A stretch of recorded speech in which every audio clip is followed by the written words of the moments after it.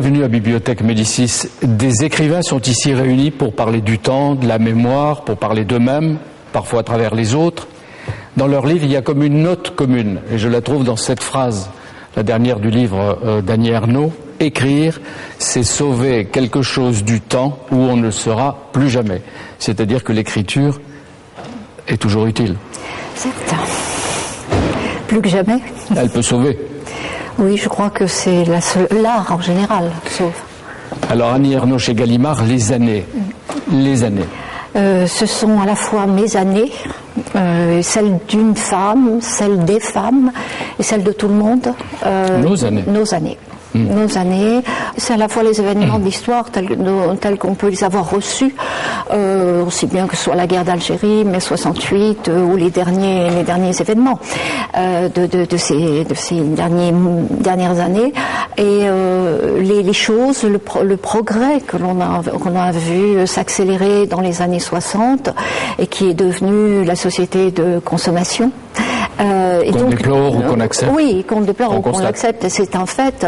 Et puis la société actuelle, qui est plus une société d'immigration, tout cela tel qu'on peut le percevoir, mais je veux dire à travers des sensations, des perceptions. C'est pas un travail d'historienne, c'est un travail plutôt de mémoire, des mémoires. Sans nostalgie. Absolument sans nostalgie. J'ai essayé de me replonger dans les années au fil de leur glissement, et à chaque fois de retrouver ce qui en faisait la saveur, ce qui en faisait le goût, ce qui en faisait la spécificité. La douleur, l'épreuve. La douleur, l'épreuve, mais aussi le futile, aussi bien, que ce soit les publicités, les chansons, comment on pouvait se figurer, aussi les hommes politiques, que ce soit De Gaulle, je ne crois pas que je parle de vous, mais Mitterrand, Jacques Chirac, voilà, et jusqu'à Nicolas Sarkozy. Je suis pas sûre de le... Si, je le nomme, oui, bien sûr, il est dans le livre aussi, dans les dernières années. Donc comment on peut se représenter, mais c'est aussi toute une vie, c'est-à-dire... Et l'idée que l'on avait de l'avenir quand on était à cette époque-là. Voilà, ça c'était extrêmement important d'essayer de retrouver comment se représenter l'avenir. Mais on en reparlera. Dominique de Villepin-Chéplon, Hôtel de l'insomnie, une manière de parler de soi aussi à travers les poètes qui tenaient en éveil dans les nuits solitaires et glacées du pouvoir. Les poètes, vos compagnons de toujours, j'ai pas dit vos compagnons de route, mais vos compagnons de toujours, et j'ai envie de dire de vie. Jérôme Garcin chez Gallimard, son Excellence Monsieur mon ami, c'est la résurrection de François-Régis Bastide, qui était un personnage multiple, on va en parler, écrivain, ambassadeur à Copenhague et à Vienne sous François Mitterrand, une de vos admirations et de vos fidélités. Vous étiez trois, avec Bertrand Poirot d'Alpech, avec 30 ans d'écart entre vous, et vous dites que vous étiez le plus vieux. Dans les comportements qu'ils avaient tous les deux parfois avec moi, c'est-à-dire François-Régis Bastide et Bertrand Poirot d'Alpech. Ils étaient plus légers. Merci pour moi. Non, surtout ils avaient surtout une façon de se comporter qui à la fois me suscitait chez moi de l'émotion et parfois quelques réprimandes, un peu comme des adolescents attardés dans la vie quotidienne, j'entends. Et ça me touchait, et en même temps, combien de fois j'ai dû recevoir, notamment après leurs histoires sentimentales compliquées et agitées, à la fois leurs regrets, et donc voilà, j'essayais de mettre un peu d'ordre parfois avec beaucoup d'affection dans leur vie respective. Et qu'est-ce qui joue aujourd'hui le rôle auprès de vous de Jérôme Garcin autrefois? Bonne question, je ne peux pas vous répondre comme ça. Qu'est-ce qui vous rend maintenant le jeune que vous n'étiez pas avec eux? Franchement, je peux pas vous répondre, mais en tout cas, j'ai le regret toujours aujourd'hui de ce qu'ils ont été et de ce que j'ai connu avec eux. Parce que vous êtes un homme de fidélité. Anna Funder, vous publiez aux éditions Héloïse d'Ormesson, Stasiland, le pays de la Stasi, l'Allemagne de l'Est avant la chute du mur de Berlin. C'est vrai qu'on a vu le film qui a bouleversé tout le monde, La vie des autres, mais vous aviez écrit ce roman avant. Il est publié maintenant en France. C'est un document, à mon avis, très fort. Aujourd'hui, vous vivez en Australie. Vous avez publié le livre en allemand, en anglais, etc. Comment c'est accueilli en Allemagne, par exemple? C'est assez difficile en Allemagne pour les Allemands, parce que c'est un thème très difficile pour eux de reconnaître qu'il y avait un autre dictateur qui était dans un certain sens plus perfectionné même que chez les nazis, et qu'il y a des gens, ils n'ont pas rendu justice aux anciens dissidents jusqu'à nos jours. Alors ils cachent un peu cette forme de leur passé. Oui. Qui préfèrent qu'on leur mette j'étais pas en sous les yeux. Allemagne pour présenter ce livre. J'étais en 10 villes différentes. Et il y avait presque toujours il y avait des anciens membres de la partie et membres de la Stasi qui sont venus pour me faire peur quand j'étais là. Mais il y avait aussi des gens qui ont dit pourquoi c'est une étrangère qui fait un travail comme ça et nous on peut pas en parler. Mais ça veut dire que c'est plus facile pour une étrangère que pour un Allemand ou une Allemande, peut-être. Oui. Hein, peut-être. Et vous, pourquoi cet intérêt pour les gens simples qui vivaient sous l'œil et le contrôle terrible de la Stasi, de la police d'État? À l'époque, c'était il y a 10 ans que j'ai commencé à faire les recherches pour ce livre, et on disait à cette époque-là, surtout entre les Allemands de l'Ouest, que la RDA était un pays de lâches, qui n'avait pas de résistance, qui n'avait pas des gens de courage, et moi j'en ai trouvé plein, et sans aucune difficulté. Il y avait beaucoup de gens ordinaires, de gens simples, qui ont refusé à collaborer avec le régime, et c'était cette conscience et ce courage qui m'a beaucoup frappé. Voilà pour la présentation. Yves Pouliken. Alors chez Odile Jacob, le témoignage d'une des sommités mondiales de l'œil qui a formé des générations d'ophtalmos. Vous publiez Le médecin, vous, et le dictateur qui n'était pas en Allemagne de l'Est, qui était peut-être pire, en tout cas Enver Hoxha, qui a gouverné l'Albanie pendant 40 ans, entre 1945 et 1985, le plus stalinien des staliniens. Et vous alliez régulièrement le soigner. Pas régulièrement. Mais vous allez le soigner. Mais je l'ai soigné. Je ne regrette pas d'avoir livré ce récit en vous écoutant, madame, en disant que la Stasi venait vous dire qu'il n'était peut-être pas bien de parler d'elle. Alors que j'évoque exactement le même monde. Le même monde est au travers d'une relation psychopathologique. Et je crois que cela, c'est un message qu'il faut livrer. Alors, il parlait français, il vous écoutait. Oh oui, il était très... Oui. Il aurait lu votre livre avec délice. Oui. Et si on ignorait l'état de soumission du peuple, on aurait pu en faire un ami. Mais je ne sais pas s'il est devenu votre ami. Ben, écoutez, le temps que nous sommes connus, ne nous dites pas oui. Il avait avec moi des relations d'amis. Oui, parce que vous pouviez quitter l'Albanie. Moi, je pouvais quitter l'Albanie. Et j'avais cette liberté vis-à-vis de lui que n'avait aucun autre. Et il fallait voir le comportement des gens autour de lui, qui étaient des comportements infantiles. Avec certains de mes élèves, d'ailleurs, qui étaient venus, que j'avais formés à Paris, qui là-bas étaient d'autres personnes. C'est-à-dire qu'ils partaient quand on faisait un petit geste comme ça et tout le monde s'est fait. Et un médecin est obligé. Ce n'est pas propre à l'Albanie. C'est propre au pouvoir. C'est propre au pouvoir, oui. Malheureusement. Alors, mais peut-être que tous les pouvoirs ne vont pas jusqu'à se comporter comme Enver Hoxha, je l'espère en tout cas. C'est un sujet de débat. C'est un sujet de débat, oui, mais d'ailleurs, vous savez... dire que chez tout homme de pouvoir, il y a une graine de dictateur qui sommeille. Non, chez tout homme de pouvoir, il y a la tentation de secréter ce type de comportement, et s'il lui-même ne relève pas ceux qui ont tendance spontanément à faire des courbettes, eh bien, il ne suscite pas le débat nécessaire. C'est vous qui dites, vous parlez de la cour, parce que de temps en temps, dans votre livre, vous en appelez à l'histoire. Ils sont là, souriants comme hier. Ils n'ont pas changé dans l'hôtel du roi, affairés au jeu du pouvoir plus qu'à leur devoir. Ils dissimulent leurs ambitions. Tous ces serviteurs de la couronne jouent des coudes dans l'ombre avec les grands seigneurs. Ils contaminent le pouvoir quand le politique s'oublie. Et le pouvoir n'a rien à dire. Et ça, c'est une démocratie. Remarque, c'est une monarchie. C'est spontanément l'attitude de ceux qui servent le pouvoir. Monique Canto dirait que c'est aussi Saint-Simon avec la cour du roi. Annie Ernaux, alors c'est elle qui raconte. C'est elle, c'est l'auteur qui n'écrit jamais à la première personne. Parce que vous estimez que en gommant la subjectivité, on prend plus de distance et on s'enrichit du je, du elle, du nous. Oui, enfin, ça a commencé surtout avec le on et le nous, au travers des récits qui me sont parvenus, la mémoire qui m'est parvenue quand j'étais enfant, qui parvient à tout le monde, c'est-à-dire que le temps d'avant, le temps où nous n'étions pas, c'est par la parole, c'est par les voix des parents, des grands-parents, c'est par les récits qui en sont faits. Donc c'était un nous qui pouvait dire cela.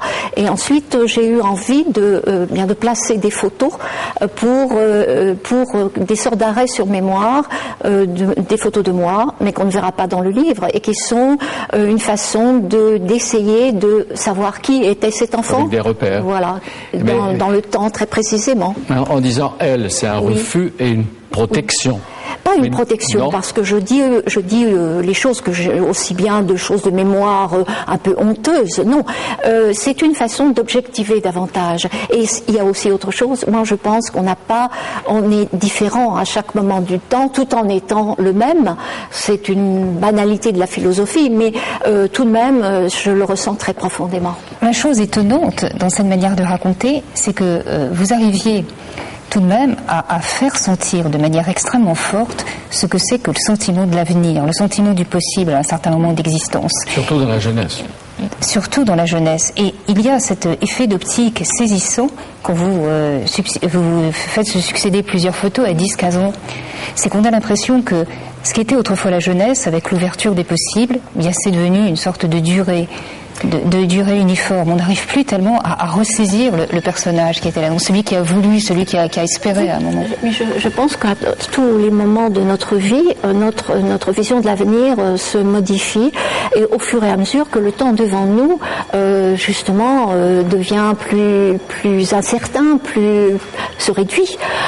Donc il n'y a plus ces buts précis que l'on peut avoir, par exemple à 20 ans ou à l'adolescence, c'est souvent flou, les buts que l'on a. C'est une force vers l'avenir.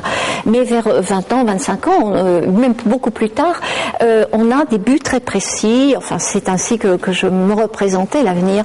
Et au fur et à mesure, eh bien, ce ne sont plus des buts vraiment personnels.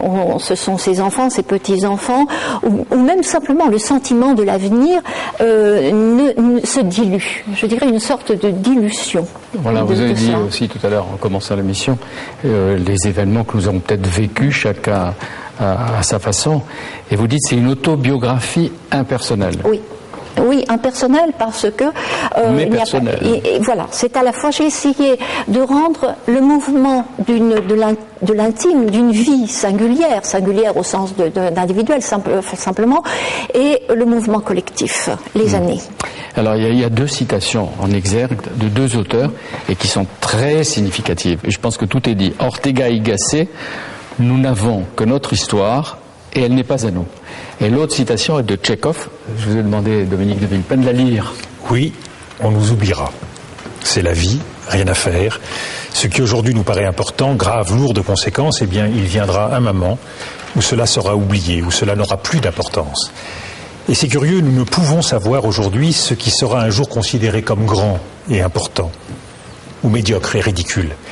Il se peut aussi que cette vie d'aujourd'hui dont nous prenons notre parti soit un jour considérée comme étrange, inconfortable, sans intelligence, insuffisamment pure et qui sait même coupable.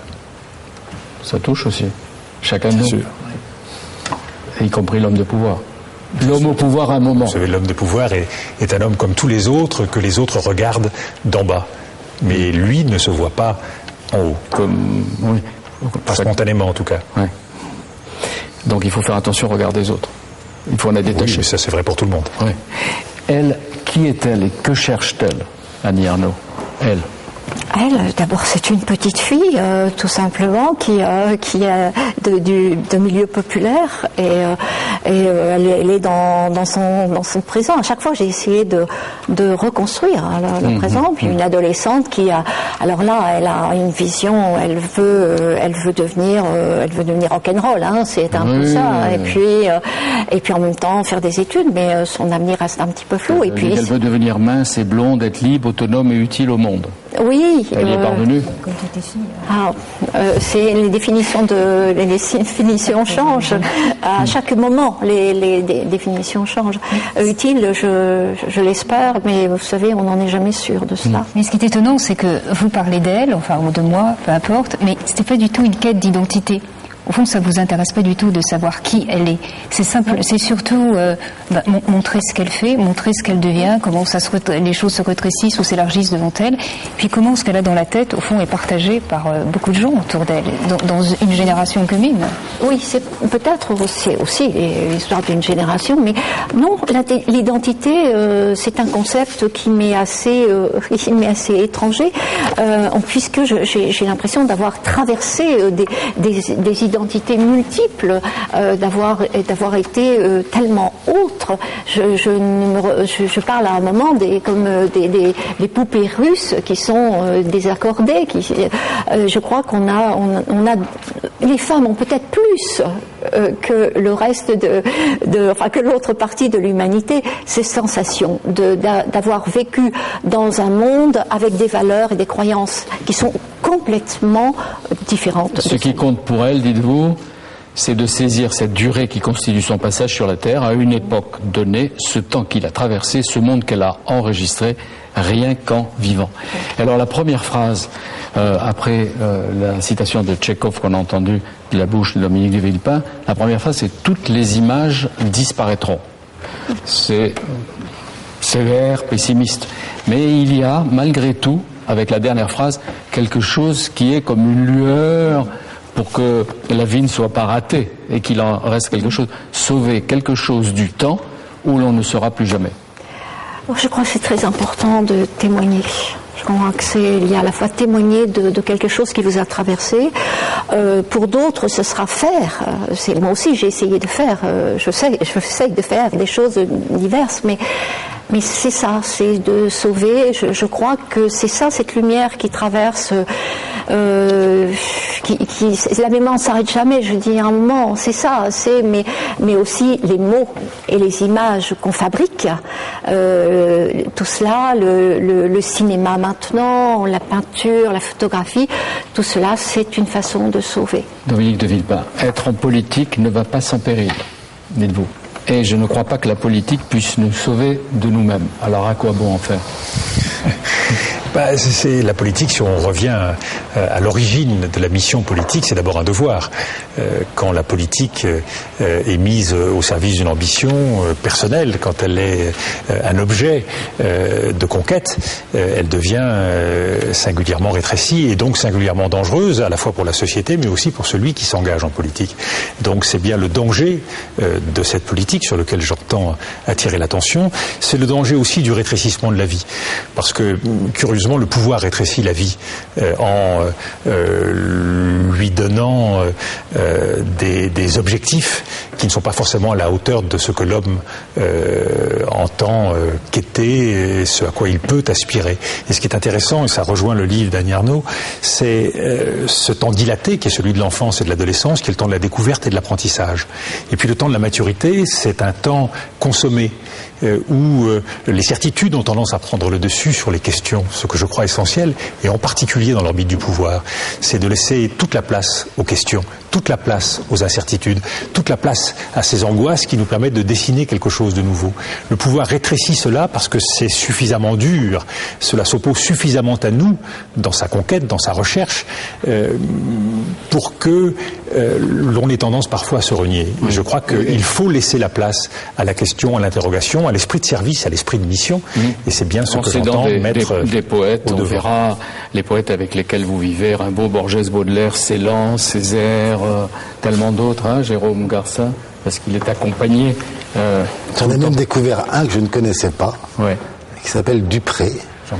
Voilà, que je ne connaissais pas du tout, et les quelques lignes qu'en donne Dominique de Villepin m'ont donné très envie d'aller voir de plus près. Maintenant je sais qu'en plus qu'il est dans la collection Poésie Gallimard, je vais y aller juste après. Vous dites Hôtel de l'insomnie, c'est un journal que l'on écrit contre la peur.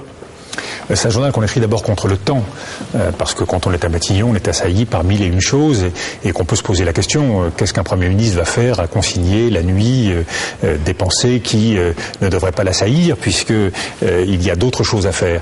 Ma conviction, c'est que l'homme de pouvoir doit d'abord être un homme vivant. Or, ce qui vous menace à Matignon, c'est la fossilisation de l'homme de pouvoir. C'est un homme réduit dans tous les exercices du pouvoir. Ça fait sourire. Oui, dans toutes les sphères du pouvoir, et quel que soit le pays, et quelles que soient les circonstances historiques, quel que soit le pouvoir. Oui, c'est être réduit par cette ambition, par cette cristallisation des choses, qui fait qu'à un moment donné, l'homme se fige. L'homme reste en mouvement, la société reste en mouvement. Il faut continuer de s'interroger, continuer de se questionner. Et donc, c'est bien cette fièvre que j'ai été quêter auprès de poètes, auprès de peintres, auprès d'artistes qui remettaient leur vie en permanence sur la table, rejouaient leur vie tous les soirs et essayaient de réinventer cette vie qui ne leur suffisait pas. Et c'est bien cela qui nous conduit à constater un beau matin que soi-même, on ne suffit pas à faire une vie, qu'on a besoin de l'autre et de cette main tendue vers l'autre. Et quand vous écriviez ces notes, pendant l'insomnie, pendant la nuit, au réveil ou après coup? Non, plutôt dans la montée du soir, c'est-à-dire dans les débuts de la nuit et dans cette nuit qui ne vient pas vous envelopper de son manteau d'oubli, mais qui au contraire vous pousse à cette acuité d'angoisse, à cette acuité d'appétit qui vous fait envie de toucher quelque chose d'autre. Vous dites aux heures de la plus grande inquiétude, partir à la recherche d'une sérénité perdue, c'est remonter dans son passé pour retrouver une lumière première, l'enfance, vous qui avez vécu au Maroc, vous êtes né à Rabat, à travers tous les voyages avec votre famille en Amérique du Sud, etc. Est-ce qu'on peut dire que c'est une autobiographie à travers les poètes aussi? Oui, avec ce qu'il y a de singulier dans mon histoire personnelle et qui rend plus difficile peut-être la livraison de choses intimes. L'écrivain, l'artiste arrive peut-être plus spontanément que moi à parler de lui. Moi, je passe par les autres parce que c'est l'expérience que j'ai de la vie, c'est l'expérience que j'ai de l'humain qui fait que l'épreuve est plus forte partagée. Jérôme, Yves Pouliken, vous apparaissez sur les jugements, sur le temps. Vous servez d'histoire, vous dites aujourd'hui, mieux vaut dormir d'un sommeil léger parce que la Révolution française n'est pas terminée. Nous sommes toujours assis sur un volcan. Mais vous, à Matignon, le volcan était déjà actif. C'est peut-être d'ailleurs vous le volcan aussi, non? Une part du volcan. Oui, je n'en suis pas sûr. Je crois que nous sommes encore dans un monde très virtuel. Et c'est bien tout le problème du pouvoir, c'est dans le fond, il doit cheminer lui-même, l'homme qui est au pouvoir, mais il doit faire cheminer une société et aider une société à aller jusqu'au bout d'elle-même. Or, nous sommes dans des mondes qui sont extraordinairement abstraits, dans le traitement de l'information, dans la recherche de solutions, alors même que le citoyen, lui, est à l'épreuve de problèmes concrets, de problèmes très très concrets, qui souhaiteraient vous ramener constamment à des décisions qui changent leur vie. Donc le problème de l'homme de pouvoir, c'est d'essayer d'être en phase avec cette double réalité-là. La nécessité de penser le temps, de penser l'avenir, de penser les évolutions du monde, et en même temps de toucher le citoyen, de toucher celui que l'on sert. Et ça il y a les conservatismes et les réactions d'une société qui ne veut pas voir les choses se transformer. Il n'y a pas, et c'est le sens de cette année-là, il n'y a pas de raccourci. Pas plus que pour les Américains pour aller en Irak, il n'y a de raccourci par la guerre vers la paix, pas plus il n'y a dans nos démocraties de raccourcis démagogiques ou populistes qui permettraient de croire que l'on va répondre aux problèmes des citoyens avec des solutions miracles ou des promesses électorales. Finalement, le pouvoir, pour moi, livre son secret quand il nous dit qu'il suppose que l'on paye comptant. Comptant son lot de sacrifices, comptant son lot d'insomnie, comptant son lot d'épreuves endurées, son lot d'injustice, parce que ça fait partie aussi de la vie du pouvoir. En d'autres termes, le pouvoir, ça suppose que l'on s'expose, et cela suppose surtout que l'on s'oublie. Mais comment arriver à maintenir cette intelligence critique et inquiète au milieu de la toute-puissance ? Puisque dans cette situation de pouvoir, on est entouré d'approbation. Alors vous répondez par la multiplicité de vos identités multiples, qui est déjà une éducation à la distance. Vous répondez par la lecture des poètes. Mais comment faire pour arriver à la fois à avoir suffisamment confiance en soi pour agir, tout en étant constamment critique de ce qu'on fait? Comment arriver à vouloir le bien, pas de manière excessive qui peut amener les pires conséquences, mais tout en étant toujours guéri de toutes les illusions. Comment trouver l'équilibre? C'est la véritable difficulté. Comment faire en sorte que les artifices, que les écrans de fumée qui vous entourent, que les faux médiateurs ne prennent pas le dessus. Et l'une des principale difficulté, c'est de comprendre qu'il faut briser le miroir. Le miroir des médias, le miroir des adorateurs, le miroir de la cour, toutes ces images sont des fausses images. Et je pense que le début de l'exercice du pouvoir, c'est de comprendre que tout ce qu'on vous renvoie est faux. Et l'on doit susciter, c'est un principe fondamental, l'on doit susciter sa propre critique permanente et comprendre ce qu'est l'intuition juste. Et elle vient, par hasard, elle vient déguisée, elle est très désagréable, parce que dans une mauvaise journée à Matignon, dans une mauvaise journée à l'Élysée, il n'est pas forcément agréable de se voir rajouter une critique supplémentaire, et c'est pourtant là qu'est la note juste, c'est la vraie note musicale, c'est celle qui vous change, c'est celle qui vous conduira à vous métamorphoser. Si l'on part du principe que l'on détient la vérité et que soi-même on est à même d'apporter la bonne réponse, on n'a aucune chance de faire avancer les choses. On est son propre instrument de musique. Que vous déteniez la vérité. Alors je vais vous expliquer pourquoi. Non mais je vous pose la question. C'est parce que le pouvoir c'est un exercice double. Et c'est en ça que c'est encore plus compliqué que nous le disons ici. C'est que c'est à la fois des principes et c'est en même temps un art d'exécution. Et le pouvoir sans cette vertébration des principes et d'une philosophie qui fait que l'on n'est pas négociable. Parce que le pouvoir, ce n'est pas la capacité d'un homme à un moment donné à faire des compromis, toutes sortes de compromis ou toutes sortes de petits deals qui monnaient dans la durée votre survie, mais qui ne vous permettent pas d'agir. Mais à partir du moment où vous devez être élu, que vous devez aller vers les électeurs, ce qui vous est pas forcément arrivé pour éviter ces compromis. Vous devez avoir, non pas l'échine souple, mais en tout cas pas l'échine raide. Oui, je ne m'arrêterai pas à ce principe élection ou pas élection, parce que l'histoire du pouvoir transcende complètement cette question. C'est plus la question de la légitimité. Qu'est-ce qui fait la légitimité de l'exercice du pouvoir? On a connu des pouvoirs sans élection, parfaitement légitimes. Donc ce n'est pas la question de crise et de drame. Non, mais même avant, on a connu il y a plus de siècles d'une légitimité haute que celle de l'élection, que de légitimité avec l'élection, et la démocratie n'est sans doute qu'une des étapes de l'évolution de notre histoire politique. Et est-ce que désormais ça vous donne plus de compréhension à l'égard de ceux qui gouvernent? Mais j'ai toujours eu beaucoup de tendresse pour ceux qui gouvernent, d'abord parce qu'ils payent un lourd tribut, parfois sans le savoir, et parfois ils en payent un prix plus tard. Mais non, j'ai beaucoup de compréhension pour ceux qui gouvernent. Mais la vraie question, elle n'est pas là. C'est comment faire en sorte de ne pas s'enfermer dans les citadelles de pouvoir, comment faire en sorte de ne pas ériger de nouvelles Bastilles, et comment faire en sorte d'être véritablement à même de servir ceux qui attendent quelque chose de vous. C'est vraiment ça le défi du pouvoir. Or, votre pire ennemi, c'est vous-même. C'est ceux qui veulent votre bien, souvent en vous protégeant, et qui ne vous permettent pas de toucher cette réalité du quotidien.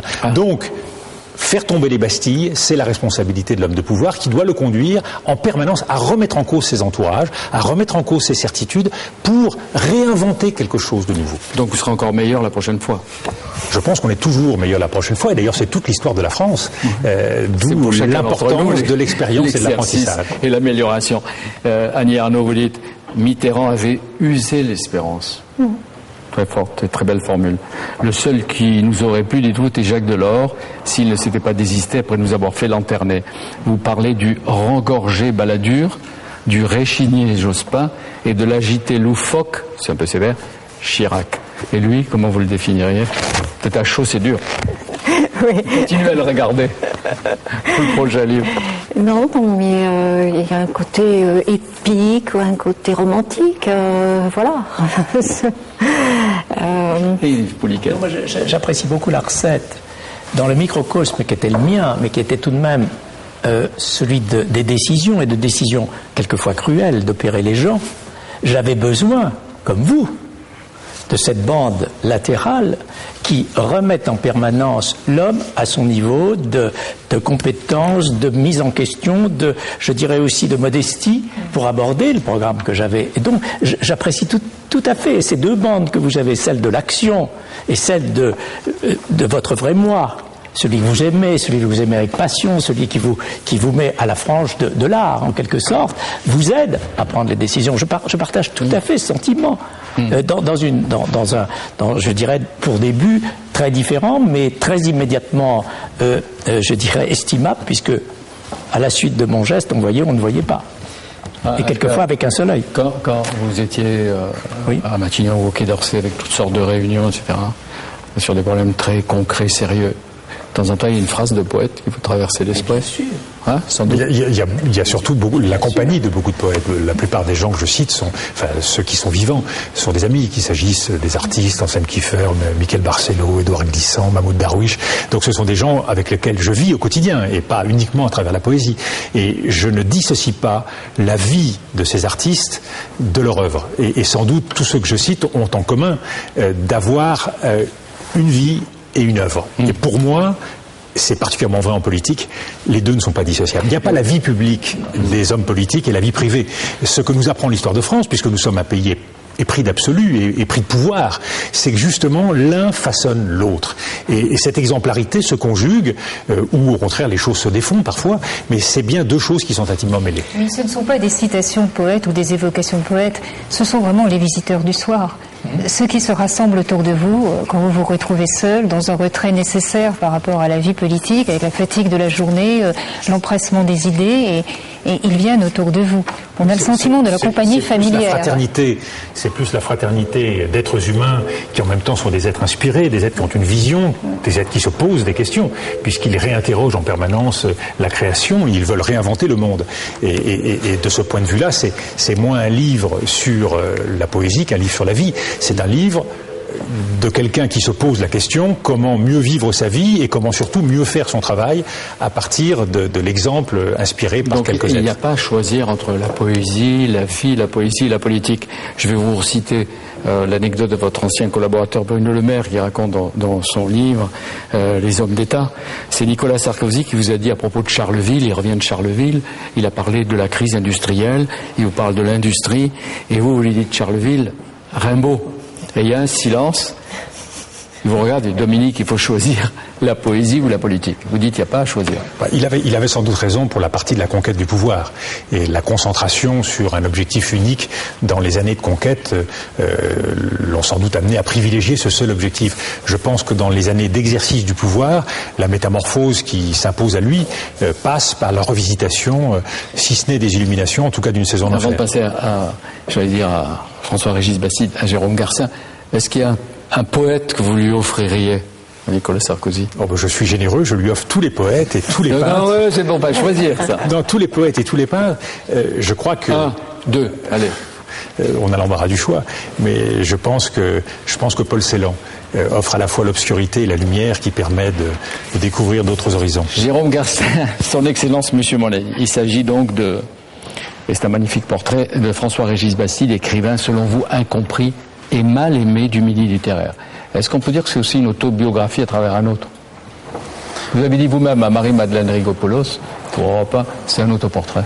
Oui, parce que je crois que, moi j'ai toujours aimé faire des portraits en me glissant dans le tableau. Je crois qu'on parle bien de ceux qu'on a aimés, ceux qu'on n'a d'ailleurs pas forcément connus. Quand je parlais de Jean Prévost, je ne l'avais pas connu, mais je l'aimais.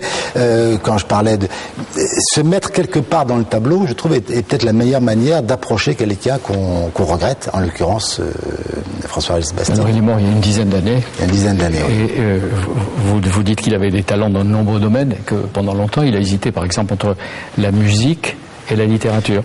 Et si la musique, c'est le piano, le violon... C'était un très grand musicien. Il était né à Biarritz, il avait été d'ailleurs formé par Alfred Cortot. Enfin, c'était pas n'importe qui. Il avait l'oreille absolue.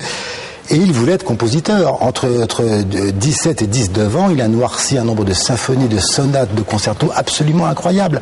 Et certains musiciens m'ont dit qu'il avait, comme interprète, comme pianiste, un talent tel qu'il aurait pu être un très très grand. Et pourtant, il choisit d'écrire. Par défaut.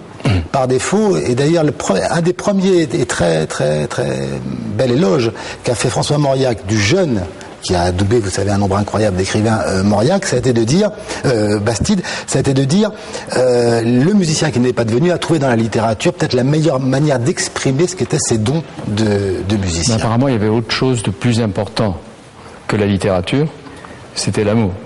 Parce qu'à un moment donné, vous lui demandez de choisir entre l'amour fulgurant et un livre admirable, qu'est-ce qu'il dit? Il répond l'amour, évidemment. Mais c'est toute la question peut-être de Bastide, et à travers lui de beaucoup d'écrivains. C'est le choix entre la vie et écrire. Est-ce qu'il faut sacrifier l'un? Est-ce qu'il faut faire...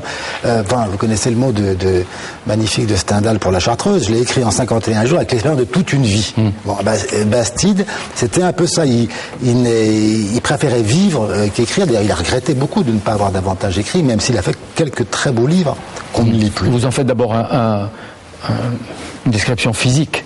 Et c'est vrai que, moi je me souviens, j'ai dû le croiser, un charme et une présence instantanée. D'abord, il était longiligne. Vous décrivez-le. C'était long, mettait le masque de Jean Cocteau sur le physique de Dominique de Villepin, et vous avez à peu près la taille et incroyable, et l'impression que donnait. D'ailleurs, c'était un ami de Cocteau, c'était pas simplement il avait ce profil comme ça très Giacometti, Manuel Dacier de la Vigie. Avec à mesure que le temps passait, des cheveux de plus en plus de chef d'orchestre. D'ailleurs, là aussi, c'était un regret. Il aurait voulu être chef d'orchestre. Et le tout faisait un diplomate. Et le tout a fait tardivement. Oui, enfin bon, c'est couronnement. Qu'est-ce qu'il a dit quand il est devenu diplomate? À quoi rien ne le destine, il faut dire. Mais c'est le principe même de la diplomatie. Il était particulièrement... Rien ne vous destine jamais à la diplomatie. Oui, mais il était particulièrement gaffeur. Il disait souvent ce qu'il fallait pas dire à haute voix, et il avait des qualités qui ne le menaient pas forcément à la diplomatie. L'astrologie, il avait une passion pour l'astrologie. Il était quand même le chroniqueur astrologique de Marie-Claire, ce qui ne prépare pas forcément... Arnaud qui dit peut-être j'ai lu des papiers d'astrologie dans Marie-Claire. Mais c'est un astrologue particulier, c'est-à-dire qu'il ne devinait pas, il ne voulait pas deviner l'avenir, il voulait expliquer les signes, les caractères à partir des signes. Absolument. Et donc voilà. Mais cela dit, son rêve était d'avoir, c'est ce que Mitterrand lui aurait promis. M'a dit sa veuve Béatrice, il voulait le portefeuille de la culture. Et puis Mitterrand finalement lui a préféré Jack Lang. Il faut dire qu'entre-temps, Bastide avait fait le choix de Rocard, ce qui était mal vu par le président de l'époque, et finalement donc il lui a offert, Mitterrand, une ambassade à Copenhague, à mon avis en confondant le Danemark et la Suède, parce que la vraie passion de Bastide c'était la Suède. Il voulait Stockholm, il avait écrit beaucoup sur Stockholm, il avait épousé une... Et puis il était à la Vienne aussi, non? Et après il est allé, alors là ce qui a été pour lui la consécration, c'est Vienne. Pas pour des raisons géopolitiques, mais pour des raisons musicales. Historiques, ouais. Et là, il a été, me dit-on, un assez bon ambassadeur. Et j'ai pu mettre la main dans sa maison de la Garde Freinet, où il a vécu presque jusqu'à sa mort, sur le rapport classé confidentiel de fin de mission de François-Régis Bastide, quittant Vienne en 88. Et c'est un document formidable. C'est 40 pages, 50 pages, très bien écrites. Je ne sais pas s'il y a autant d'ambassadeurs sachant aussi bien écrire. Monsieur le ministre des Affaires étrangères, vous en avez lu? Il y en a quelques-uns. Il y en a eu quelques-uns sur l'histoire de la poésie ou la littérature. Et là, c'est un document formidable. Donc, c'est adressé à Roland Dumas. Alors, il y a tout le début. Moi, je connaissais celui que j'appelais Toto, en fait, comme mes enfants et non pas François-Régis. Un début avec des descriptions du cours du maïs grain et des quotas laitiers qui pour moi me semblait absolument du charabia. Après, il y a une rencontre très intéressante avec Waldheim, parce que c'est l'époque où Waldheim essaye de retrouver le concert des nations, et il demande à Bastide d'intervenir auprès de Mitterrand pour le faire... pour nettoyer son passé de nazi. Et puis à la fin, il y a cette chute de romancier que j'adore, qui est vraiment la chute. Hein, c'est Bastide qui alerte Roland Dumas sur l'urgence capitale de l'ambassade de France à Vienne, c'est-à-dire que le piano est en très mauvais état. Et je trouve qu'un écrivain mélomane et musicien qui se plaint de l'état du piano de l'ambassade mérite au moins d'appartenir... Il voulait passer toutes ses faiblesses. Par exemple, il vous dit, tu sais, j'ai beaucoup menti. Il vous raconte qu'il a fini la guerre dans la deuxième DB en 44, qu'il a traversé le Rhin avec les troupes. En réalité, non, il est venu après la bataille. Non. À 19 ans, il s'est engagé quand même, il était spahi marocain, il s'est engagé dans l'armée de Leclerc. Simplement, il se trouve que pour des raisons temporelles, il est arrivé après la bataille. Mais à 19 ans, n'importe qui ne s'engage pas comme ça du jour au lendemain. Et là-bas, arrivé en Sarre, il n'a qu'une idée, c'est de reconstituer l'orchestre disparu pour pouvoir faire jouer de la musique française, Debussy, Ravel, Fauré. Mais ce qui le rend particulièrement attachant, c'est cette vie de passion, mais cette vie un peu à côté de lui-même aussi, parce qu'il veut écrire une grande œuvre d'écrivain, ça c'est incontestable, c'est la passion dominante de sa vie.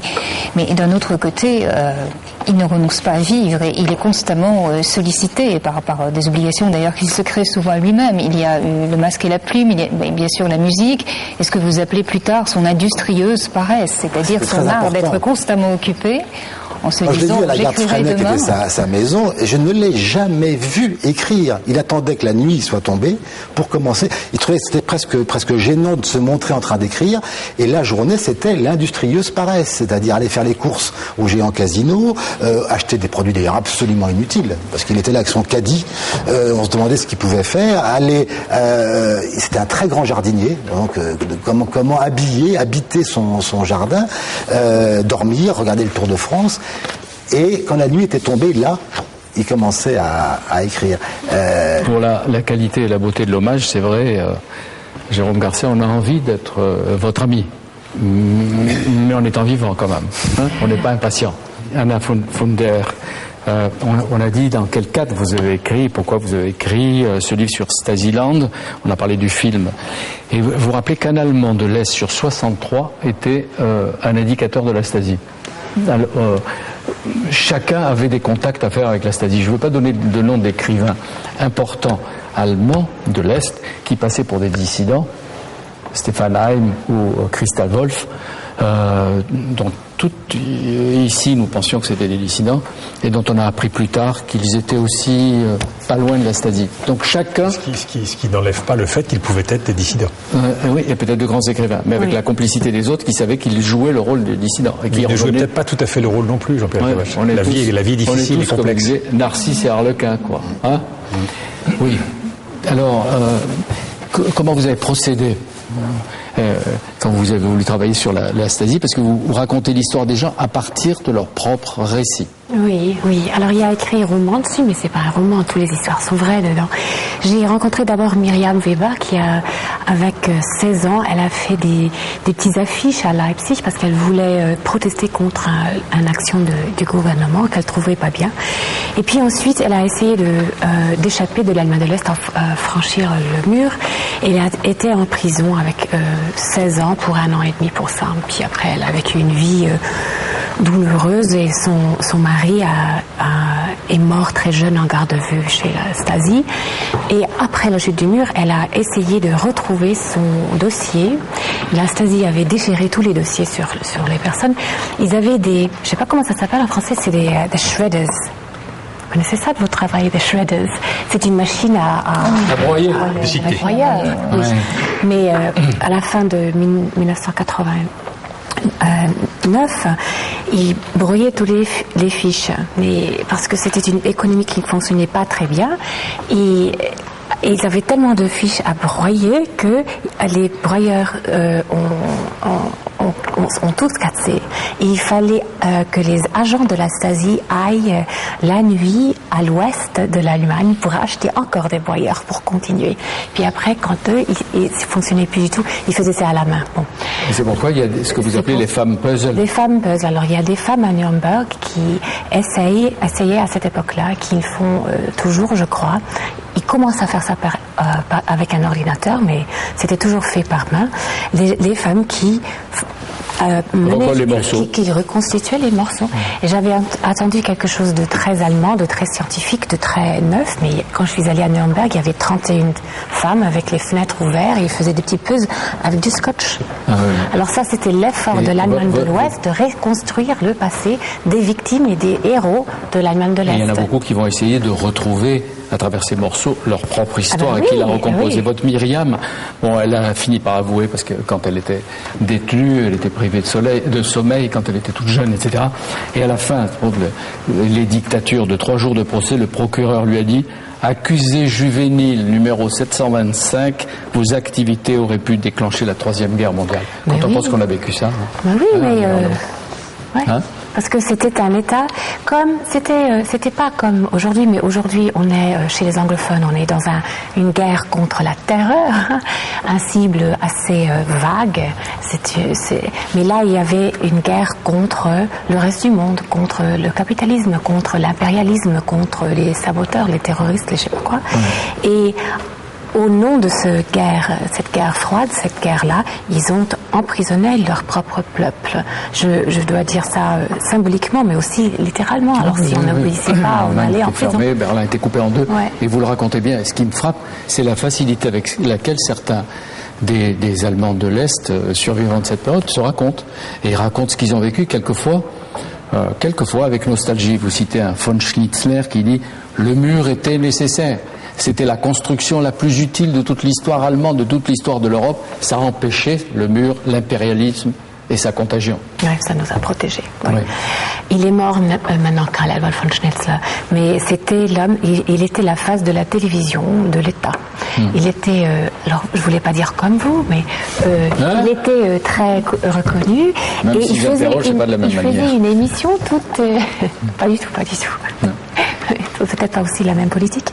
Il faisait une émission tous les semaines parce que à la fin, après les années 70, on pouvait recevoir la télévision de l'Ouest à l'Allemagne de l'Est. Alors il y avait des gens qui regardaient les nouvelles, ils regardaient Dallas, ils regardadaient de toute manière de trucs. Ils regardaient les mensonges du côté derrière le mur.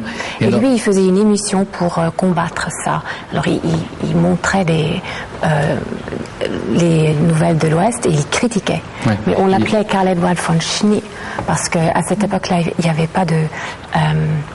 comment ça s'appelle télécommande. Et il était tellement omniprésent, on l'aimait pas du tout. Alors on entendait ce nom, bonsoir, ici Karl Ewald von, et puis on sautait sur la télévision pour l'État. C'était la chaîne noire. Oui, la chaîne noire. Allez-y, Monique. Mais il y a beaucoup, en effet. Il y a beaucoup de cas, oui. Mais on entretient aujourd'hui tout de même l'idée d'une nostalgie de l'Allemagne de l'Est, d'une nostalgie du partage. Oui, en Allemagne, c'est pas inexistant. Et c'est que, nostalgie, voilà, c'est les termes. Mais avec l'idée, que c'était l'État-providence, que le chômage n'existait pas, que tout le monde était parfaitement éduqué, une représentation un petit peu idyllique. On oublie les privations systématiques de liberté. Puis cet état de terreur tout de même. Mais chez beaucoup d'Allemands de l'Est reste ce qu'on appelle en allemand le mur dans la tête. Oui. C'est-à-dire la séparation symbolique entre les deux États. C'est pas parce que le mur est tombé qu'il n'y a plus de distinction entre Allemands de l'Est et Allemands de l'Ouest. D'ailleurs, c'est dans votre roman, quand vous revenez un petit peu plus tard, on sent que ça reste encore ce sentiment de la division. Nous ne sommes pas encore tout à fait un peuple. Non, je crois pas. Pour les jeunes gens, oui, mais pour les gens de mon âge et plus âgés, peut-être pas, parce que ils ont vraiment fait un grand effort pour créer un nouvel homme, des gens qui étaient différents. Ça devait être des Allemands qui n'étaient pas chez Weimar, qui n'étaient pas des républicains, qui n'étaient pas des nazis. C'était le nouveau monde communiste et le nouveau homme. Mais certains vous disent d'ailleurs qu'on était obligé d'accepter la logique de la RDA, sinon on devenait faux. Oui, c'est vrai. Alors, mais il y avait beaucoup de gens qui avaient une vie, ça me rappelait à ce que vous disiez, une vie privée qui était où ils reconnaissaient l'absurdité de la situation et où ils se sauvaient psychologiquement comme ça en reconnaissant qu'ils vivaient dans un état où il y avait des mensonges à la télé, où on ne pouvait pas dire le mot Führer parce que le Führer c'était Hitler, alors on ne pouvait pas dire Lokführer, alors quelqu'un qui conduit un train, parce que alors on était Lok-capitaine. Alors il y avait toutes sortes de faussetés, de codes. Et en même temps on devait avoir peur d'être dénoncé, puisque dans la vie des autres, le comédien après a raconté que c'est sa propre femme aussi qui dépendait de la Stasi, qui allait raconter quels étaient ses contacts et ses relations avec les écrivains, les poètes, etc. Mais elle y a été contrainte. Enfin, les gens ne deviennent pas indicateurs par libre décision. En général, c'est parce qu'ils sont soumis à de pressions telles que c'est très facile de condamner rétrospectivement. En combien de temps se guérit de ça? Je sais pas. Se guérit-il de ce type de contrainte s'il se guérit jamais? Je sais pas. De toute façon, c'est pas encore. Il y a des manifestations. L'année dernière, j'étais à Berlin pour tourner une émission à l'atelier. Il y avait des grandes manifestations d'anciens membres de la Stasi devant la prison politique à Berlin, Hohenschönhausen, avec des magnétophones. Ils disaient fermez cette prison. Ce n'était pas pour des prisonniers politiques. Ils étaient tous des criminels parce qu'ils ont été là selon nos droits. Alors si on ne reconnaisse pas là où l'argument est faux, parce que c'était les droits d'une dictature, mais ce sont des hommes qui avaient l'habitude de pouvoir et qui vont toujours vouloir y rester. Et pourtant, ça s'est passé en Europe il n'y a pas tellement longtemps. Il y a toute une génération même de jeunes Français ou de jeunes Européens qui ne savent même pas que ça s'est produit. Et Stasiland, je crois que c'est un très beau document. Lisez-le ou relisez-le sur un cauchemar qui était un cauchemar voisin. Et en plus, ils n'avaient pas vu venir la chute du mur, en RDA. Non, ils ne s'y attendaient pas. Non, pas du tout. J'étais là la première fois, j'étais étudiante à Berlin de l'Ouest. On n'attendait pas ça du tout. C'était 1987 et 8. Et non, si quelqu'un parlait de ça, c'était comme ils étaient complètement fous. C'était pas... Vous vous rappelez de ça? Très bien. Mais la Stasi n'attendait pas à ça non plus. Alors la Stasi voulait savoir tout sur tout le monde, mais ils ne pouvaient pas prévenir le fin de leur monde. En tout cas, spontanément, on a envie de s'éveiller et d'offrir la chance de se libérer à tous ceux qui vivent dans la contrainte et la peur. Les Albanais, c'est fini. Ils se sont débarrassés de votre copain. Je ne suis pas sûr, mais je dirais que la France n'est pas débarrassée. Comment? Je dis que la France n'est pas débarrassée de l'illusion des lendemains qui chantent. Hein. Il y a des Enverokcha en fleurs actuellement. Je suis sûr. Je suis sûr. Lorsque vous avez conversé avec Enverokcha et que vous avez trouvé devant vous un homme, un bon bourgeois simple, cultivé, maniant la langue française, avec talent, étant capable d'aller assez loin dans la philosophie, et qui, au départ, je l'imagine, avait d'excellentes intentions de modifier son peuple, de faire aussi l'homme. Oui, Castro aussi. L'homme. Oui, mais bien sûr. 40, 50 ans de pouvoir. Et cela perdure. Et si j'ai écrit ce livre, c'est pour qu'on ne perde pas la mémoire de cet état pathologique, car c'est une situation pathologique au niveau de la société. Et je ne suis pas sûr qu'il y ait encore des gens qui, pleins de ces bonnes intentions, ne soient pas dans leur évolution, n'est-ce pas, madame, capables finalement de devenir des gens de pouvoir, des gens autoritaires, un dictateur, et finalement imposer par la force, mettre la moitié de son peuple en prison, pas en même temps, mais successivement. Ouais, mais vous pouvez pas dire. Ils ne se reproduisent pas de la même façon. Bien sûr. Jamais. Vous ne pouvez pas dire en France. Non, et puis je crois aussi, il faudrait dire tout de même qu'on ne peut pas vivre sans espérance. La France a été le berceau de tous ces grands esprits. Rappelez-vous, Lénine était chez nous, Mao Tse-tung était chez nous, Enverokcha était chez nous. Pol Pot, les Cambodgiens. Non, mais enfin, bon, ils sont pas tous devenus des dictateurs. Je schématise, mais j'estime que ce qui a existé est suffisamment grave. Vous venez de nous en... Qui a inventé votre première rencontre avec Enverokcha? Eh bien, c'était un mystère, puisque c'était le professeur Miliès qui me faisait soigner quelqu'un que je ne connaissais pas, dans les sous-sols de Brousset, avec des gens qu'on ne me présentait pas, et la seule chose auquel j'avais droit, c'était des documents qu'on me faisait lire, on me disait que faut-il faire pour cela. Alors ça a marché un temps, puis au bout d'un certain temps, je dis écoutez, il me faut quand même davantage, si je voyais la personne, ce serait bien. Et quand j'interrogeais mon maître Miliès pour savoir quelle était cette personne, on me disait secret d'État. Bon, donc je ne savais pas. Jusqu'au jour où Miliès m'a dit cher ami, après-demain, vous êtes à Tirana.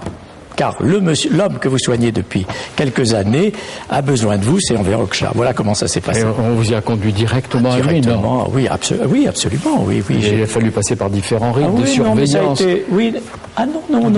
Les promenades dans le cimetière des martyrs. Ah oui, mais ça, c'était pour moi. C'est les rites, quoi. Oui, c'est les rites.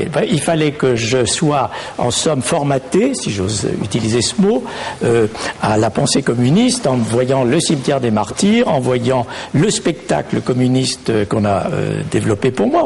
En fait, j'y allais pour une mission secrète, médicale, et je me suis retrouvé avec un accueil qui était quasiment officiel, ce qui était quand même pour le moins curieux. Et vous saviez qu'il laissait mourir dans ses geôles et qu'il était loin de je savais ce que nous savions tous à l'époque, que c'était un régime dur, difficile. C'est surtout après qu'on a connu toutes les exactions, et des exactions dont on ne connaît qu'une part. Et il a beaucoup de morts sur la conscience, il a martyrisé son peuple, il a éduqué son peuple. Ça, c'est vrai. C'était un peuple totalement analphabète. Il avait 300 000 étudiants pour 2 500 000. Mais entre vous deux, comment c'était? Très bien. Enfin, très bien jusqu'à un certain moment. Il avait confiance en vous. Vous avez confiance en lui? Non, il avait confiance en moi, et moi, j'étais tout à fait. Vous n'avez jamais eu envie de lui percer l'œil? Voilà. Qu'est-ce qu'il avait à l'œil? Oui. Alors, on m'a posé la question l'autre jour. On m'a dit, puisque vous êtes occupé de ces gens-là, Imaginez que vous soyez appelé auprès d'Hitler, il est en fibrillation auriculaire, vous avez le défibrillateur, que faites-vous? Je dis, écoutez, vous allez me le reprocher, je défibrille, il survit, mais à vous qui ne l'aimez pas, tuez-le. Mais c'est pas à moi. Facile. Voilà. Bon, c'est le débat est là. Facile, c'est vrai. C'est vrai, mais il fallait m'empêcher. Il fallait m'empêcher d'aller là-bas. Ça fait partie de... Du serment d'Hippocrate, non? Oui, ça fait partie de ces lignes... C'est le serment d'Hippocrate, le parapluie, là, le serment d'Hippocrate. Oui, mais vous dites ça, Jean-Pierre Gabache, du haut de votre neutralité de journaliste, qui pourtant est confronté au même problème dans la défense de l'information au quotidien. Vous avez le même problème tous les jours que celui qu'évoque le professeur Pouliken, qui est de savoir à un moment donné si ce que vous avez vu, vous le dites comme vous l'avez vu, ou si vous négligez une partie de ce que vous avez vu pour dire ce qui somme toute est compréhensible par ceux qui vous écoutent. Ce que je retiens de ce qu'il dit, parce qu'il n'ose finalement pas le dire, tant c'est difficile à dire, mais il le dit quand même, c'est que les frontières entre la liberté et l'oppression sont extraordinairement ténues, et que la défense de la démocratie est quelque chose d'incroyablement fragile, et que dans le fond, entre ces êtres-là, sur lesquels l'opprobre, à juste titre, est tombé, et d'autres qui ne sont pas qualifiés pour autant de dictateurs, eh bien parfois il y a des similitudes, et qu'on voit des virus, on voit des tentations apparaître qu'il faut tuer dans l'œuf. Et c'est là où chacun d'entre nous, chacun dans nos fonctions, nous sommes responsables pour ce rappel à l'ordre indispensable qui fait qu'on ne laisse pas faire des choses qui ne sont pas acceptables. Et la responsabilité, c'est celle des intellectuels, c'est celle des hommes politiques, c'est aussi celle des journalistes, c'est celle des médecins, mais la frontière est très ténue. Au passage, on est obligé de vous poser ces questions, mais en même temps, même si c'est pas le lieu de la poser, si vous me demandiez si on avait eu la possibilité d'interroger Staline, Verhofstadt ou Hitler, qu'est-ce qu'on aurait fait? On y serait allé, enfin j'y serais allé, sans me faire d'illusions, mais oui, en même temps pour expliquer, pour dénoncer, pour mettre sur la place publique ceux qui étaient dans Mein Kampf et qu'on voulait peut-être pas voir, etc. etc. Mais l'autre jour, pas le soigner. L'autre jour, un professeur de philosophie me dit si on m'avait demandé d'aller faire des cours là-bas, j'aurais refusé. J'ai dit très bien, mais il n'en serait pas mort. Monique a envie de dire quelque chose. Je veux dire que cette conversation me paraît totalement irréelle si vous n'êtes jamais en position de donner votre avis en tant que journaliste ou en tant que médecin sur les propos, sur l'état de santé d'un dictateur, puisque vous êtes de toute manière enserré dans un système d'oppression où par définition vous n'êtes pas libre. Si vous étiez dans la situation où vous pourriez librement décider de vos actes et d'en assumer la responsabilité, il n'y aurait pas un dictateur en face de vous. Donc un médecin, que fait-il? Est-ce qu'il fait s'il accomplit le geste fatal, c'est assez risqué péril. Il sera ensuite condamné à mort, tout simplement exécuté. Et est-ce que vous iriez soigner Castro? Oui, il n'y a pas de raison. Écoutez, oui, jusqu'à présent, je l'ai soigné pas mal et j'irai soigner Castro, bien entendu.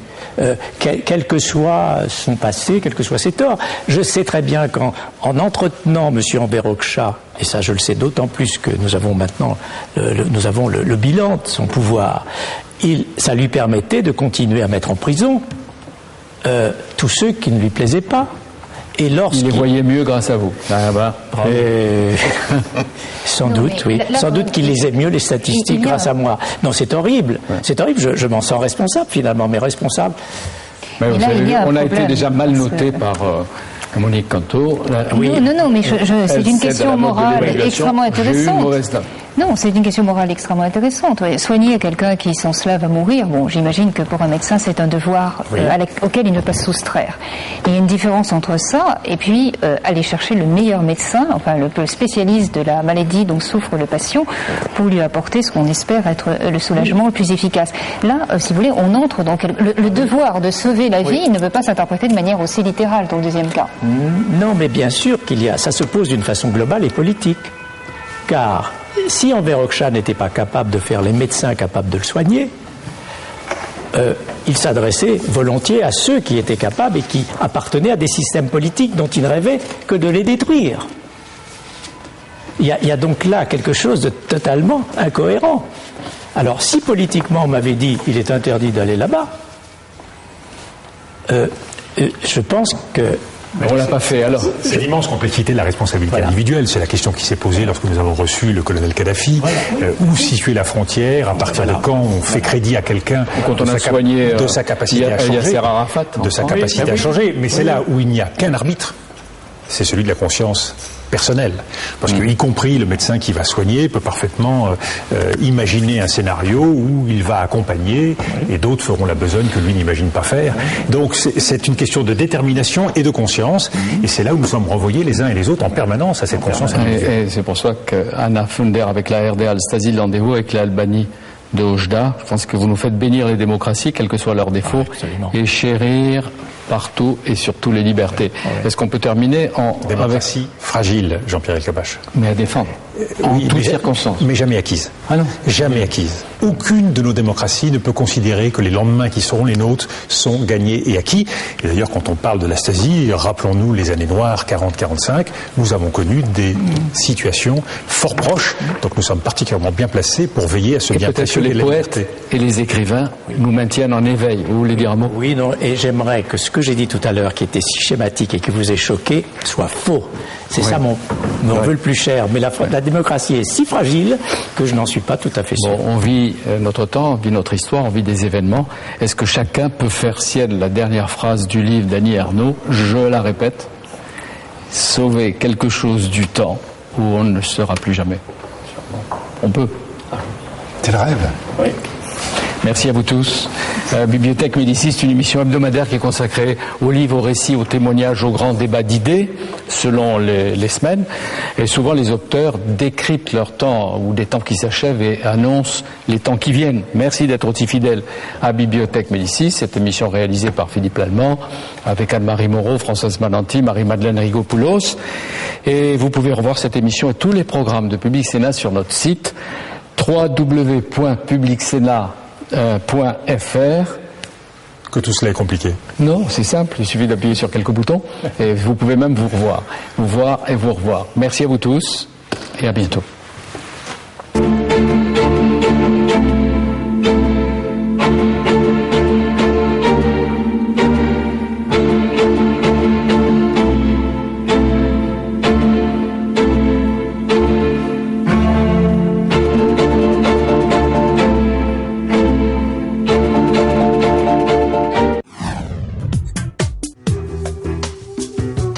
Face à nous, chaque semaine, durant 45 minutes sur Public Sénat, c'est un homme ou une femme politique qui se prête au jeu serré et le plus réactif possible des questions-réponses. Avec moi sur le plateau, plusieurs journalistes de la presse écrite pour relancer l'invité, aller bien sûr au fond des dossiers, mais également aller chercher la petite phrase. Il s'agit d'animer le débat d'idées.